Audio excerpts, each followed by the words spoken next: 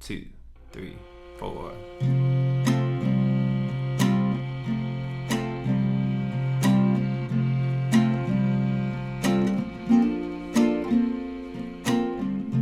I've been to Paris, the one in Texas. There was no Eiffel Tower. I've been young and stupid, wide-eyed and foolish. I wasted too many hours. It's you, my heart is calling to. I wish I knew the whole damn time it was you.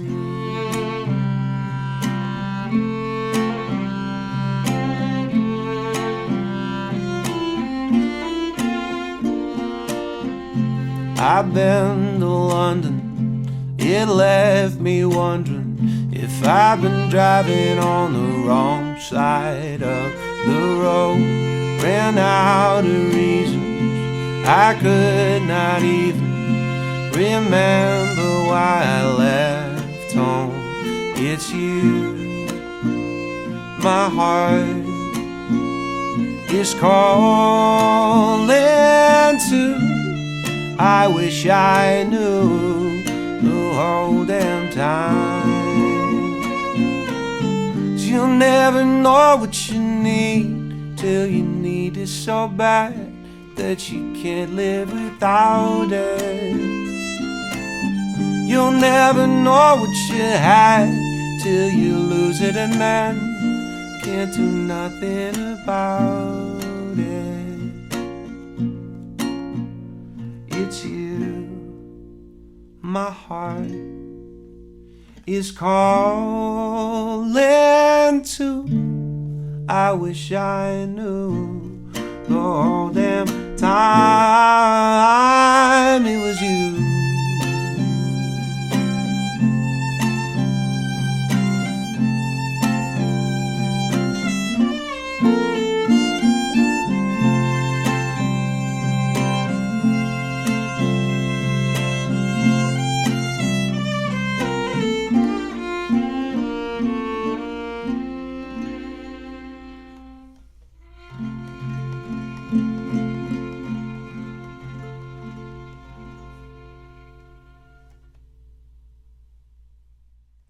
Hey, welcome, Michael. Thank you, Benjamin. Thank you for having me. This is a beautiful space. Dude, thank you. I like it a lot. I didn't even tell you to say that, but thank you. I know. Well, hey, sometimes when you just feel the truth boiling up through your body, you have to let it out.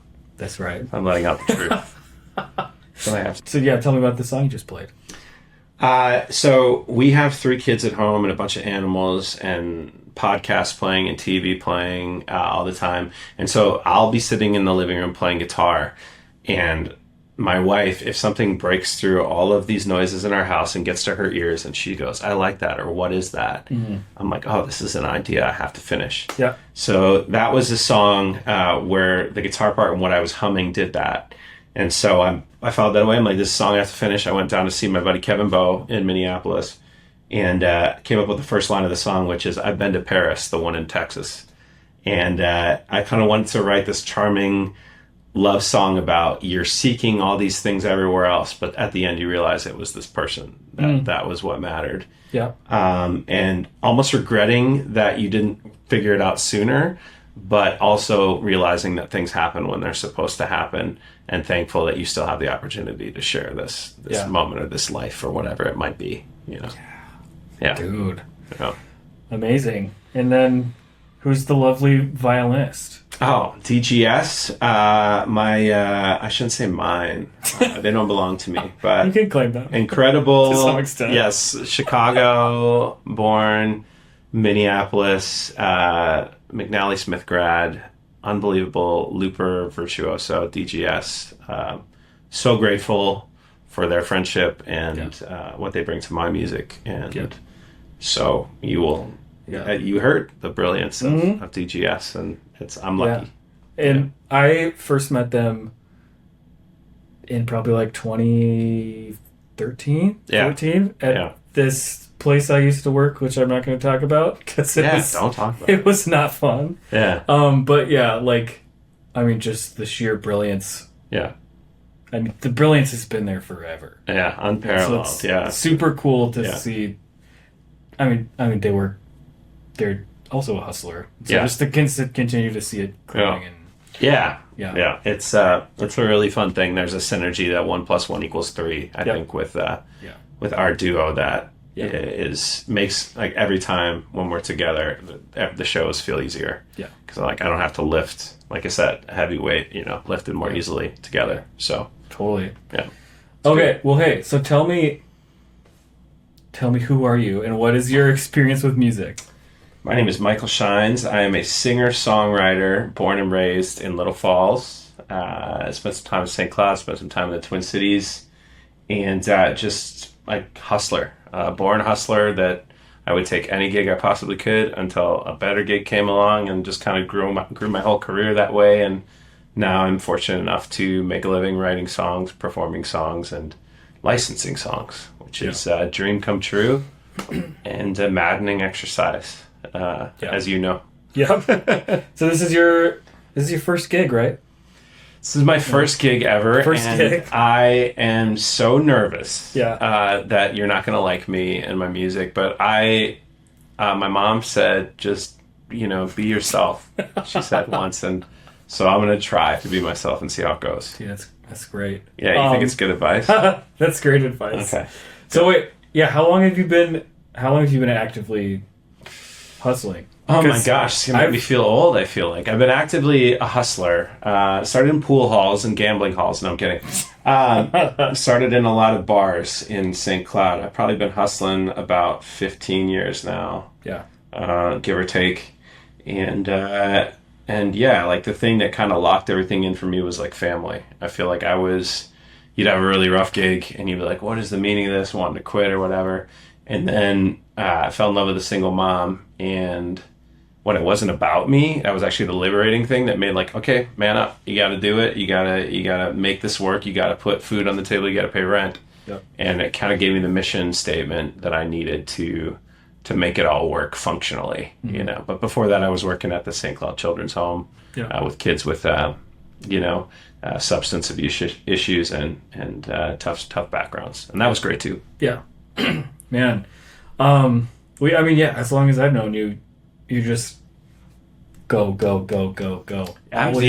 might be my first period where I'm slowing a little bit, Yeah. Because I think that's the only way to make it. Yeah. At least unless your mom or dad is somebody famous and maybe can open some of those pipelines for you. Yeah. I think the only way I knew how to make it was go. And so now I'm adjusting to the fact that I don't have to go as hard. And the timing of it's good because having 3 young kids at home, it's impossible to go musically all the time and keep them and get them what they need. But that was so fun about collaborating with you was I think we're both the same way. It's just like churning out an unbelievable amount of music because our hobby and our profession are the same thing. Yep. It's like when I have free time, I want to work on music. When I'm working on music, and so it enables you to get quite possessed by it. Yeah. And I mean, like, for anybody who doesn't know, Michael Shynes, songwriter extraordinaire, right? Thank you. Yeah. I mean, some would say. Yeah, I mean, that's kind of like the part of it that I take the most pride in is the songwriting side. There's a lot of people with great voices out there. There's a lot of people that can play instruments. But for me, what made me want to get into music was being in one emotional state, hearing a song, and it being able to make me travel emotionally and physically from one location, emotionally or physically to another. And I was like, I want to do that for other people. I want to take them away from their problems or help them go through their trauma or help them know they're not the only person going through it. So the songwriter part is the part that brings me the most joy and meaning, I would say. Yeah. Yeah, and I mean, okay, so you've written literal hundreds of songs. Yeah. What keeps it fresh for you? Like, I know, for me, it's just like, with every time I start a new record or just any sort of new project, I'm like, I need to trick myself, or else I'm gonna. So, like, whether that's like, I'm gonna literally say I can't use this instrument anymore. Yeah. It's just, and it's like, as I trick myself, Yeah. I feel like I'm a teenager again. Yeah. It sparks the joy. Like, what keeps it fresh for you? That's a great question. I think I'm going through my first period because the well has run very deep for very long. Yeah. But I'm entering my first period now where I'm feeling a lot of what you're talking about. Like, I'm like, what's left that I haven't already done or experienced? Yeah. And so now that I've gotten to that place, I think collaboration has been the key. That's the thing that pushes you to finish stuff. Yep. So I've done so many tracks on my own that it's really tough for me to get to the finish line without relationships and other people's creativity. Yeah. And also just other people's playing styles and influences. And you get in a room with, a Jasper or a DGS or a Ben Noble, and you are able to channel something, especially Ben Noble. No, you're amazing. And you've helped shape a lot of the tunes that I've made, and that's been really fun. We made a lot of songs before we even physically were in the same location. Yeah. Which is cool. I've done that with several producers, and there's something cool about it. It's almost like being pen pals. Yep. Like musical pen pals, where you're collaborating and you don't even really know that person on a human level. There's something magical about that. Yeah. But I don't even remember where I was going with all this. Collaboration as an option of breaking through. Yeah. I think that's the answer when we're stuck in any way in life. Because you're not meant to bounce things just off of yourself, and a heavy burden is lighter with others. And so those are things I've learned, even with my own mental health. I'm like, I probably should get out of my own head, because I've been bouncing these ideas off my head in the house alone for 3 days. I should probably go have a margarita with Ben Noble and at the Bifrost studio. Oh, of course. And just kind of get out of my own head or vent, or because we all have problems, and when we keep them to ourselves, we think we're the only ones. When we talk about them, we're like, "Oh, everybody's going through something." Yeah. Yeah. So, so then this is contrasting with what we were talking about before the interview of we have to do everything ourselves now. Yeah. We have to have gotta do the social media, gotta do the video, gotta do the emails. So what's the answer? I am so grateful that I established myself when I did, because I just feel so bad for these up and coming artists right now that I just don't know how there's enough hours in the day. And then once you tap into the algorithm of TikTok or Instagram, if you stop posting, then they bring your audience way down, and so it's almost like an addictive thing. And if you belong to us now, you're a part of our content machine. And if you don't deliver over and over, and it leaves very little room for magic to happen. Because I think great songs take time, and we're seeing a lot of the things like arranger, composer, producer, all those things are disappearing because a producer like you now has to mix it, master it. People can't afford in a lot of contexts to go through all the necessary channels. So you're wearing a lot more hats. I'm wearing a lot more hats. And I think it makes it challenging to come up with things that feel as original as a Led Zeppelin did or something where you heard it and you're like, this is the sound, because those people were able to spend years honing and crafting it. And so, it's really tough, I think, for up-and-coming artists. I think I have to believe that if you have something to say and you have a point of view and taste, Rick Rubin, who I listen to a lot, says it's about making yourself the audience, and making something for you. Because then if it takes off, it'll mean something. But if you made it for this person, and then people are fickle and whatever. So if you make it for you, I think it has a chance to mean the most too if you were successful. So you got to kind of just create from the heart, and all these other things that we have to do. I think you got to try to compartmentalize and be like, hey, this day is going to be a video day, this day is going to be this day, because you can't do it all without feeling a little bit overwhelmed, I think, these days. And I think just as social media and just being on the feed every single day, I feel like comparison too, right? Because and I can't recall a time ever where you open your phone and you feel better afterwards. Because you could even be having a great day. I wrote a great song, and then you pull up and you're like, oh, here's a country artist playing for 60,000 people, and then they shut the lights off, and the whole football stadium is and you're just like, I'm so far from that, because you don't compare yourself to the people that maybe you passed along the way. You're always comparing yourself to the people that are off in the distance. And those people are going through things, but you don't see that. Right. You know, they're at a stage of the career where you're only seeing the victories, but they might be going through, losing custody of a kid, a divorce or something. You'd never know. That's not going to make it on their Instagram feed. Right. You know, so Yep. Yeah, keep in level. Try to stay away from that. I would almost advocate for like breaking your career into seasons and maybe taking one season just away from social media. But then, like I said, it's hard with those algorithms and the way they treat you. I know. So yeah. I feel like, and this is kind of the lane that I've landed in. Yeah. Like, it's just the more that I try to make music that sounds acceptable or that sounds like what will be good to other people, it just ends up being shit. Yeah, and it's like, derivative of something else. It's truthfully like the more that I lean into whatever my weird ass tendencies are or things that inspire me, like that's what ends up making the art that I'm most proud of, that generally connects most with people. Yes. But even so, it's like, I mean, there is a big part of the equation that it's just like, all right, like I need to risk being original. Like I love that. Yeah. I need to risk being original. Brilliant. Because I love that.